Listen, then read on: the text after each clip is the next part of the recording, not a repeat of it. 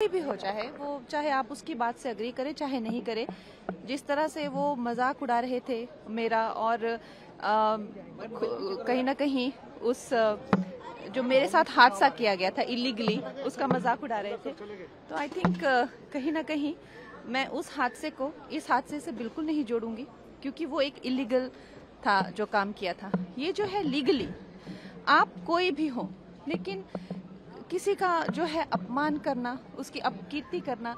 देखिए, जो लोगों ने आप चाहे सरकार देखिए, सत्ता देखिए, जिस इंसान के पास उसकी इज्जत ही सब कुछ है, आप जो है कॉमेडी के नाम पर उनकी इज्जत उछाल रहे हैं, उनकी अपकीर्ति कर रहे हैं, उनके काम को डिसरिगार्ड कर रहे हैं। शिंदे जी जो है वो कभी किसी जमाने में रिक्शा चलाया करते थे, आज वो अपने दम पर इतना आगे आए हैं। और ये उनके खुद की क्या क्रेडेंशियल्स है?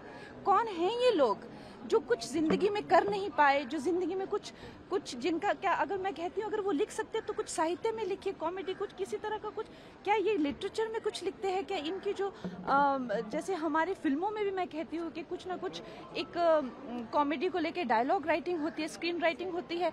गाली गलौज करना कॉमेडी के नाम पर, हमारे ग्रंथों का मजाक उड़ाना कॉमेडी के नाम पर, लोगों का मजाक उड़ाना, माताओं बहनों का मजाक उड़ाना।